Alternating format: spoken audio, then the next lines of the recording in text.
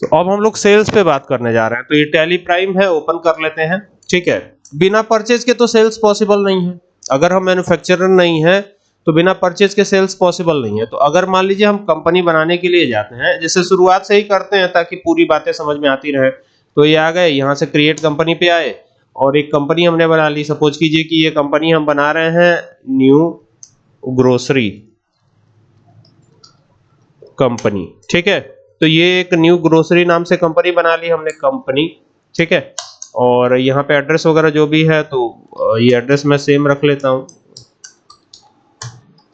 ये हो गया एड्रेस, एंटर करेंगे यहाँ नॉट एप्लीकेबल को उत्तर प्रदेश रख लेंगे। ये स्टेट जरूर चूज कीजिएगा, बाकी डिटेल आप भर लीजिएगा। ये इस तरीके से एंटर करके इसको एक्सेप्ट कराते हैं तो ये एक्सेप्ट हो जाएगा। जब एक्सेप्ट हो जाएगा तो अभी हम परचेज नहीं करते हैं। जैसे मान लीजिए कैपिटल की तो बात समझ में आ गई कि बिना कैपिटल के तो कोई काम स्टार्ट होगा ही नहीं, तो कैपिटल तो रिसीव कराना ही पड़ेगा। तो कैपिटल रिसीव कराने के लिए कौन से वाउचर में, रिसिप्ट वाउचर में F6 में जाएंगे।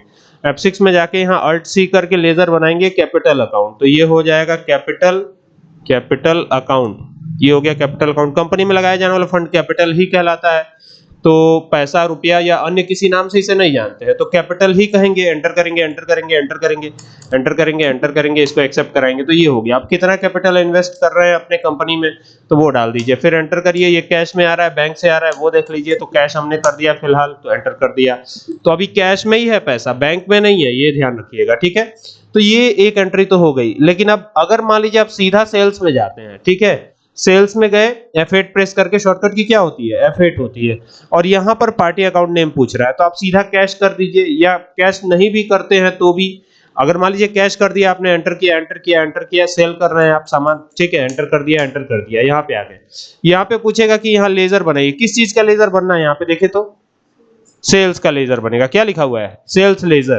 तो यहाँ Alt C करके लेजर बना लीजिए, sales account, SALES sales, A/C कर दीजिए अकाउंट, एंटर करिए। इसका ग्रुप क्या होता है, सेल्स अकाउंट होता है। तो S प्रेस कीजिए, सारे ग्रुप हाईलाइट हो जाते हैं। सेल्स अकाउंट चूज करके एंटर कर दीजिए। बाकी इस तरह से एंटर करके आप नीचे आ जाइएगा। ये हो गया।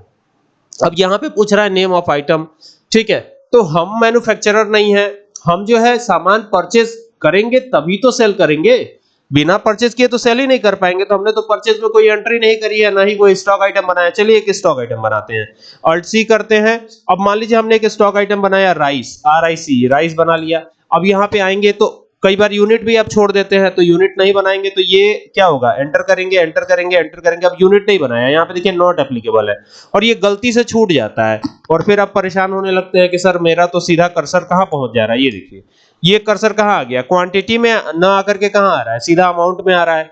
तो अगर यूनिट नहीं बनाएंगे तो ये गलती, एक दिक्कत रहेगी ही रहेगी। यहाँ से बाहर आइए, अब इसको सही करते हैं। स्टॉक आइटम को सही करने के लिए अल्टर पे जाएंगे, गेटवे ऑफ टैली पे जाने के बाद अल्टर पे गए, यहाँ से आए और ये आ गया स्टॉक आइटम, एंटर कर दिया और फिर इसको सही करिए। अब यहाँ पे क्रिएट करना पड़ेगा, क्रिएट पे गए।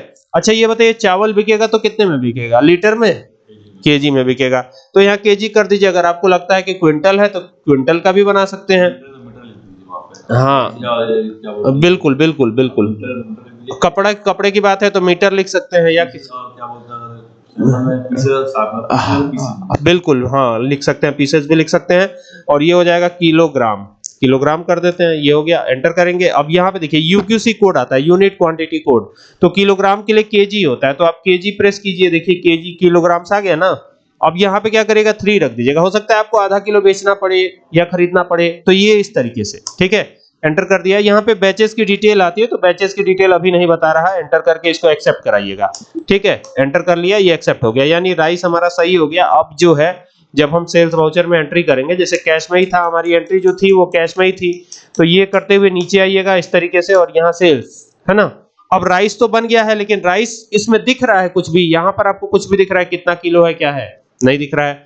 तो अभी जैसे ही राइस का यूनिट यहाँ पे डालेंगे, जैसे मान लीजिए 1 किलो भी आप डालते हैं, 1 किलो ही मान लीजिए, तो यहाँ तुरंत नीचे क्या दिखाएगा, ये पढ़िए क्या लिखा हुआ है, नेगेटिव स्टॉक। और अगर ये गलती आपने कर दी तो बहुत बड़ी गलती होगी। तो अब जैसे 50 किलो कर दिया तो 50 किलो माइनस में चला जाएगा आपका स्टॉक, ठीक है। और यही गलती बार बार होती है, तो ये गलती आपको नहीं करनी है, ठीक है। बिल्कुल परचेज करके ही सेल करना है। अब जैसे मान लीजिए आपने गलती कर ही दिया, 30 रुपए किलो के हिसाब से खरीद लिया और इस पे 2% का डिस्काउंट भी है, तो ये 2% डिस्काउंट भी लगा दिया, ठीक है। और नीचे आप चाहे तो जीएसटी लगा सकते हैं, लेकिन जीएसटी हमने इनेबल ही नहीं किया है। और भी स्टॉक आइटम है तो वो भी ले लेते हैं। तो जैसे मान लीजिए चावल के बाद पल्स भी है, PULSE, पल्स हो गया, दाल हो गया, एंटर किया, दाल भी किलो में बिकेगा, ठीक है। आप चाहे तो इसके लिए यूनिट बना सकते हैं, ये ग्रुप बना सकते हैं। जैसे ये सब किसका आइटम है, ग्रोसरी का आइटम है, तो अल्ट सी करके आप ग्रुप बना सकते हैं, लेकिन चलिए फिलहाल प्राइमरी ही रखते हैं। ये भी केजी में ही बिकेगा, एंटर करके एक्सेप्ट, ठीक है।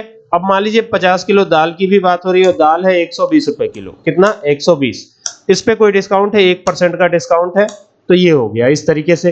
इसके बाद फिर यहाँ आते हैं तो अल्ट सी करके एक और बना लेते हैं, शुगर, चीनी, ठीक है। तो चीनी हो गया, एंटर करेंगे और यहाँ केजी में ही ये भी रहेगा, एंटर करके इसको एक्सेप्ट करा लीजिए। इस तरीके से ये एक्सेप्ट हो जाएगा। चीनी है आपका 45 रुपए किलो, तो ये आ जाएगा इस तरीके से। अब देखिए यहाँ पे रेट डालेंगे हम, 45 किलो परचेज सेल कर रहे हैं। अब हमारे पास रहेगा तब तो सेल करेंगे, सिर्फ कागजी तौर पर सेल नहीं कर सकते आप। और ये देखिए नेगेटिव स्टॉक भी, टैली की एक खासियत है कि नेगेटिव स्टॉक ये बताता है, 5% डिस्काउंट है इस पे। तो ये सारा कुछ लगा दिया हमने। अब मान लीजिए अगला स्टॉक आइटम है आपका सोयाबीन ऑयल,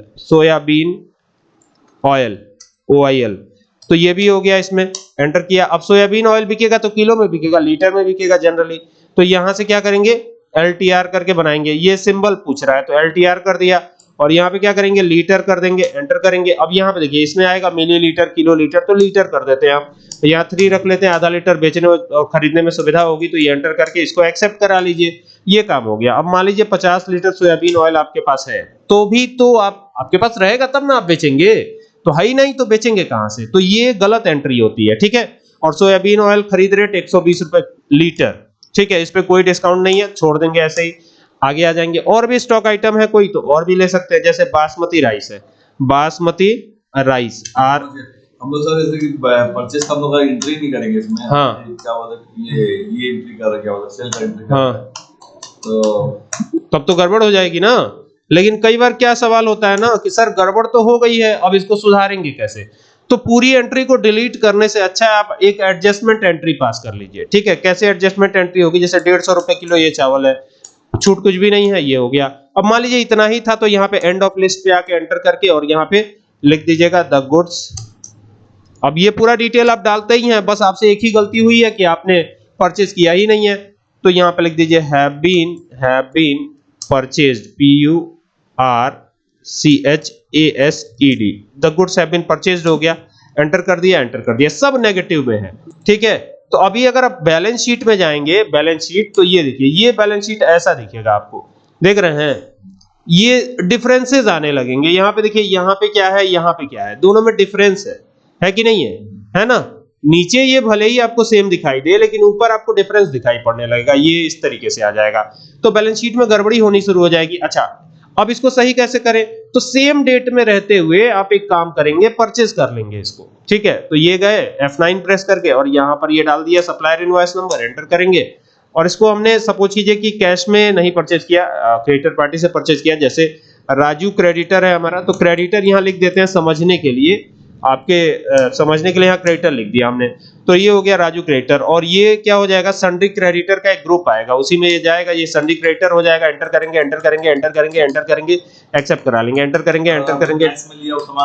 तो फिर तो कैश में लिया हो तब तो आपको पेमेंट करने की जरूरत ही नहीं है, कैश में अगर ले लिया तो पेमेंट होगा ही नहीं, ठीक है। यहाँ पे परचेज का लेजर आ जाएगा, PURCHASE, ये हो गया परचेज, एंटर करिए, अकाउंट चाहे तो लिख सकते हैं, छोड़ दिया है मैंने। यहाँ पे आ गए परचेज अकाउंट हो गया, एंटर करके इसको एक्सेप्ट करा लीजिए, ये हो गया। अब यहाँ नेम ऑफ आइटम में आएगा राइस था ना, तो राइस, तो मान लीजिए हमने 100 किलो चावल यहाँ कर दिया, सेम डेट है, देखिए 1 अप्रैल 2025 ही है, ठीक है। अब इसको हम एडजस्ट कर रहे हैं, गलती तो हो गई, हम डिलीट नहीं करना चाहते, तो एडजस्टमेंट एंट्री देखिए। अब परचेज किया तो कितने का किया होगा, तो परचेज किया तो हमने इसको बहुत सस्ता परचेज किया, कितना, 90 रुपए किलो के हिसाब से परचेज किया, ठीक है। और यहाँ पर डिस्काउंट कुछ भी नहीं रहा। दूसरा क्या था, सोयाबीन ऑयल था, पल्स था, तो ये पल्स ले लेते हैं। तो पल्स हमने परचेज किया 80 रुपए प्रति किलो के हिसाब से, और यहाँ पर जो है 80 किलो हमने परचेज किया और 80 रुपए के हिसाब से परचेज कर लिया, तो ये हो गया। फिर यहाँ पर आए तो यहाँ पे बासमती राइस है, तो बासमती राइस ले लिया, बासमती राइस 100 किलो परचेज किया, और ये परचेज किया हमने 120 रुपए प्रति किलो के हिसाब से, ठीक है। इसी तरीके से सोयाबीन ऑयल तो सोयाबीन ऑयल जितना माइनस में दिख रहा है ना आपको, सब एडजस्ट होता जाएगा अपने आप। अभी देखिएगा, मैं दिखाता हूँ अभी कैसे। ये देखिए सोयाबीन ऑयल हो गया, ठीक है। अब देखिए सोयाबीन ऑयल 100 किलो परचेस किया और एक खरीद रेट जो भी है 90 रुपए प्रति लीटर के हिसाब से। और क्या बचा, और बासमती राइस हो ही गया, पल्स शुगर राइस, शुगर बचा, ठीक है।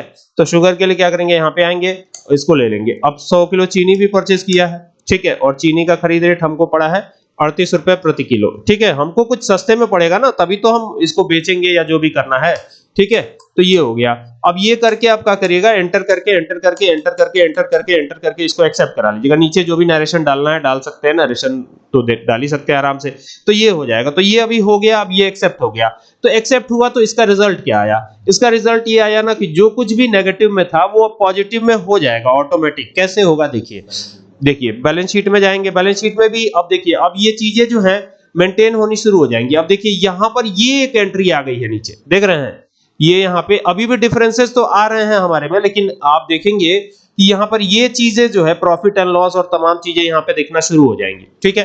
अभी यहाँ से बाहर आएंगे, बाहर आकर के कहाँ जाएंगे, स्टॉक समरी में जाएंगे। तो ये आए, अब देखिए यहाँ पर स्टॉक समरी में बासमती राइस जो माइनस में जा रहा था, अब वो माइनस में नहीं दिखेगा आपको, ठीक है, अब वो माइनस में नहीं दिखेगा। और अगर जो हमने एंट्री करी थी जो सारा माइनस में जा रहा था सेल्स वाला, तो देखिए ये सारा अब एक भी माइनस में नहीं रहेगा, ठीक है। अब ये एंट्री आपने सही कर लिया, अब अभी क्या हुआ, सही हो गई ये एंट्री। सही कैसे हुई, क्योंकि हमारे पास परचेज हुआ ना, परचेज हुआ तो सेल हुआ। तो अभी जैसे देखिए राइस है ना, राइस कितना परचेज किया था हमने, 100 किलो, और बेचा कितना है जरा देखिएगा, बेचा कितना है यहाँ पे जरा देखिएगा, 50 किलो बेचा है। तो कितना बचना चाहिए, 50 किलो। आइए हम चलते हैं स्टॉक समरी में। स्टॉक समरी में आते हैं, यहां से ये आ गए, और यहां पर आकर के क्या करना है, ये स्टॉक समरी लेना है।